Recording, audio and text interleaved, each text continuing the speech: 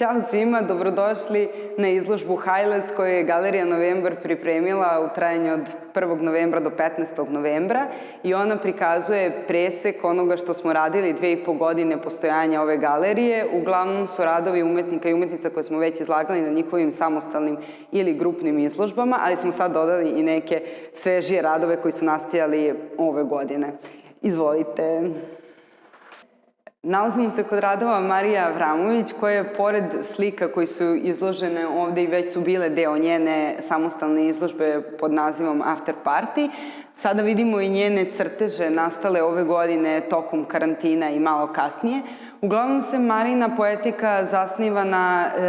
nekom pronalaženju prostora koji je između sna i jave, nečeg što je veoma utopijsko mesto u kojem uglavnom odmaramo. Karakteristično za njene slike i crteže je da oni vrlo retko sadrže ljude ili neke predstave ljudskih figura, već su to uvek predeli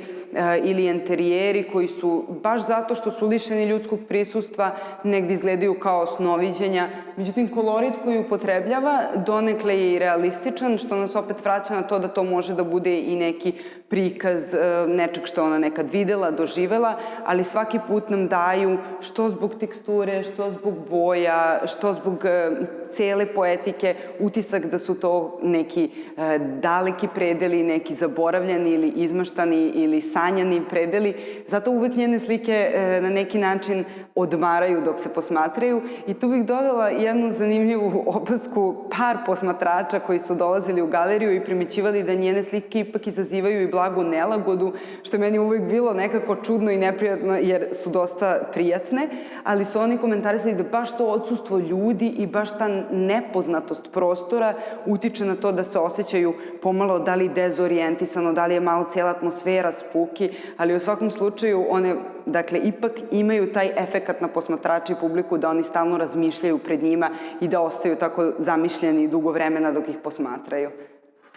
Radovi Stefana Lukića na ovoj izložbi govore, kao i brojni njegovi radovi, o putovanjima, ali o jednoj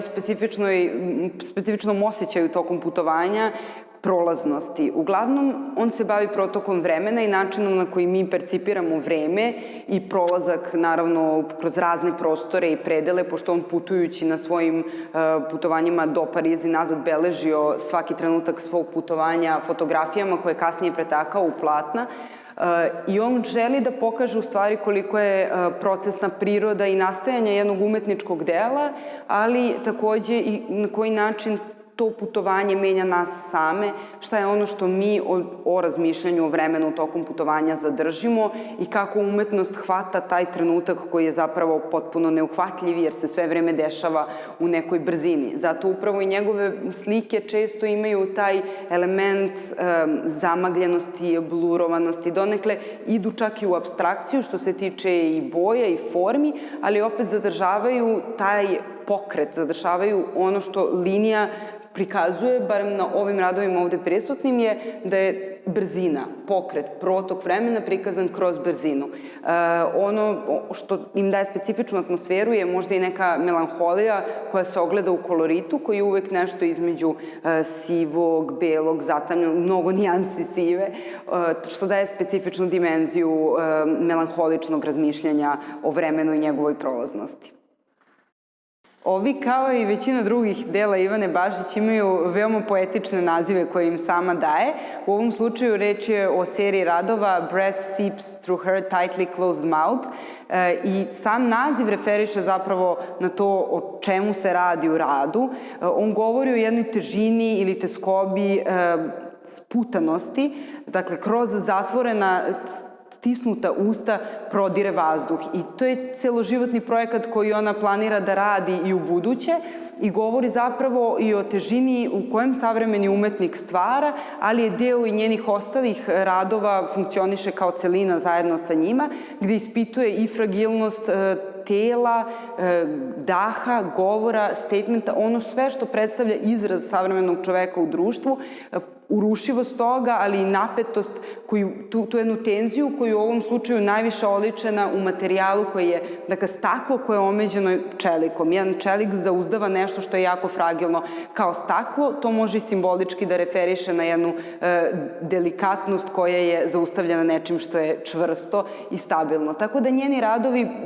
u bogatom spektru materijala koje koristi na jedan takođe veoma delikatan način govore o unutrašnjem stanju čoveka i savremenog umetnika u današnjem društvu. Radovi Vuka Vidora na ovoj izložbi prikazani su na njegovoj samostalnoj izložbi ranije. Oni su omaž članovima grupe EKV koji su u različitom trenutku svirali ili pevali u bendu. Ovi pejzaži takođe možemo da povučemo liniju sa možda Marinim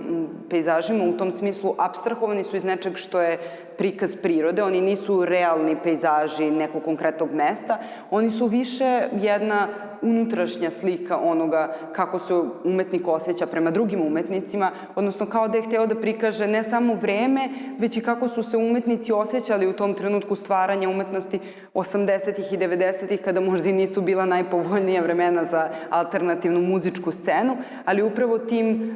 tonom koji je jako mračan, ali pokazuje jednu dozu svetla koja se javlja isključivo na horizontu, gde se vidi žute, crvene, koje bljeskaju u pozadini, koje daju jedan tračak nade,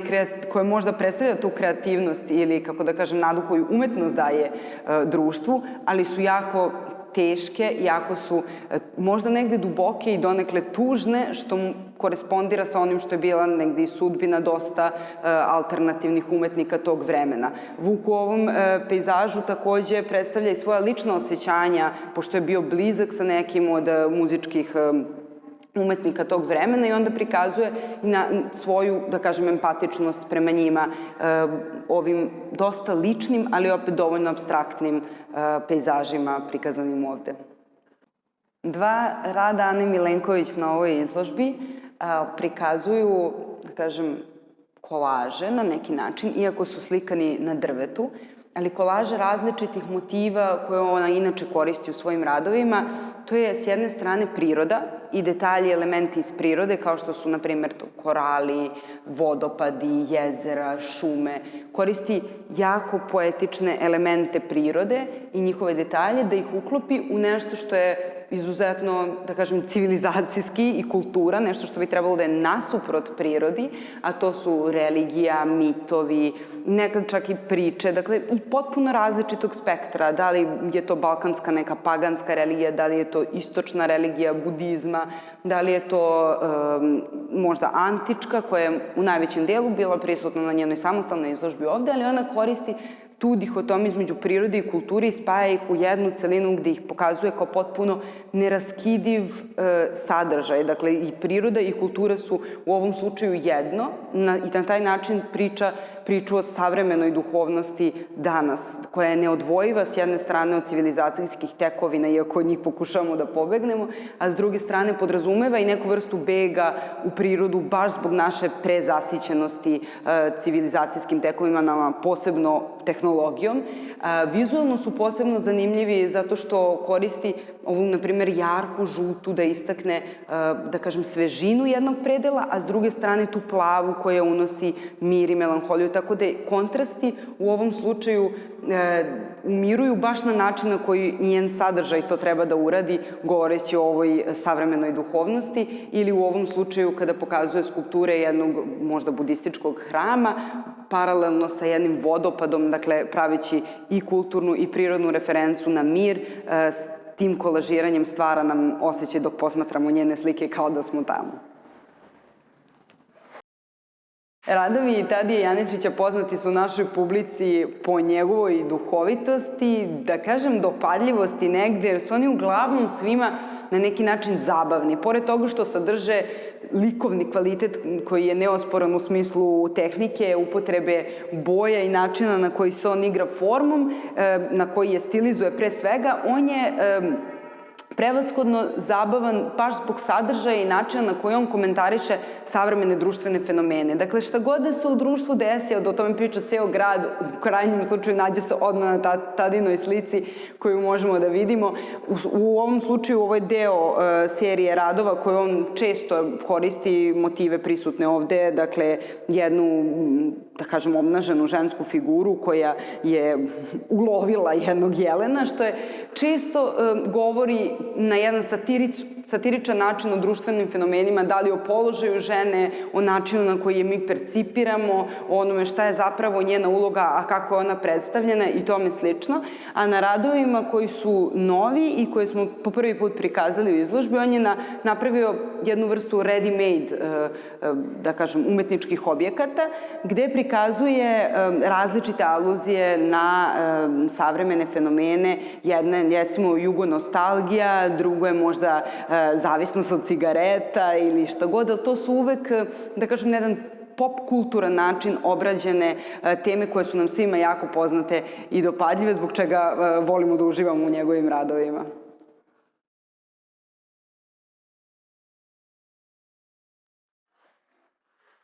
Nalazimo se kod radova Emilije Radojčić, koja je izložila na samostalnoj izložbi u Galeriji Novembar prošle godine. I ovo su tapiserije objekti, kako ona voli da ih naziva, vezene slike. To su radovi rađeni prema njenim crtežima, odnosno skicama, a rađeni su fabrički procesom teftovanja vune, ograničene u aluminijumski rad, tako da im je dat kontekst i kvalitet jednog likovnog dela pre nego jednog dela primenjene umetnosti. Ema uglavnom istražuje u tekstilu i ono što predstavlja, da kažem, glavni fokus njenog rada jeste obrada tekstila, način na koji boje vibriraju jedna sa drugom unutar rada, kako se linija ponaša ako je 2D prikaz, ako je 3D onda kako ceo prostorni ambijent upije određenu boju i kako posmatrači na njega reaguju. Tako da je njen rad primarno jedan vizualni eksperiment što se tiče medijuma tekstila, ali i što se tiče kolorita pre svega. Slika i crteži Selene Vicković na ovoj izložbi već su takođe dva rada bila prisutna na njenoj samostalnoj izložbi. Slika je nova, nije bila ranije izlagana. Uglavnom predstavljaju ono što je njen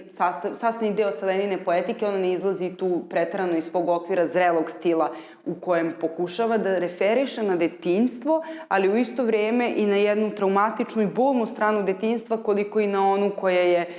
romantičarska ili idealizovana u našoj glavi i time preispituje kakva su naša sećanja na igračke, na detinjstvo, na sam osjećaj nostalgije za jednim prošlim vremenom. U formalnom smislu njen stil se dosta izmenjao, jer je ona već dugo prisutna i na našoj i na parijskoj sceni, ali ono što je ostalo su oštri kontrasti koje pravi i u koloritu i u liniji koja je vrlo izražajna i ostao je taj element da uvek prikazuje ljudske figure ili neke igračke, ali koji su nalik na ljude sa tim karakterističnim praznim očima koje jako često ljudima mogu da izazivaju nelagodu upravo zato što je taj pogled na izgled prazan, a u stvari kada pogledamo celu kompoziciju on i tekako govori o nečemu i jako je dubok, zapravo nije nimalo prazan kao što izgleda, ali tu je prisutno jedno iskustvo bola, sećanja, ali jedno iskustvo i lepo vezano za igranje, igru kao koncept. To je bio jedna od tema zapravo njene samostalne izložbe koju je imala u Galeriji Novembar. Crteži Marija Kolarića prikazani na ovoj izložbi imaju izrazito plavi kolorit koji nas umiruje dok ih posmatramo, ali pored tog kolorita ono što posebno umiruje u njegovim radovima je i kompozicija. Kompozicija je veoma važan sastavni element njegovog rada, što se negde i naglašava celom njegovom poetikom prikazivanja možda vizualnih elemenata kao muzičkih, odnosno da mi čujemo, gotovo da čujemo njegove radove kao muzičke meditacije. Takođe, taj fizički kvalitet rada koji on daje radu je prisutan u izrazito precizno vučenim linijama,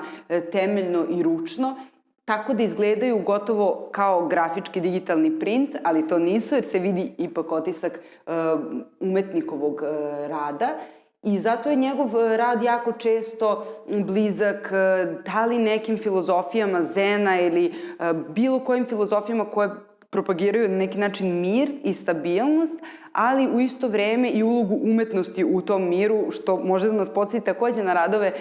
Ane Milenković, možda u tom povratku ili težnji savremenoj umetnosti ka nekom miru nakon ove prevelike buke kojima smo okruženi. Njegovi radovi takođe su veoma pojednostavljeni u formi, ali nimalo jednostavni u značenju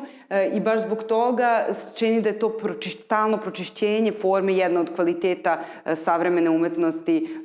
koje možda umetnici sada imaju ponovo želju da se vrate nakon dugo vremena.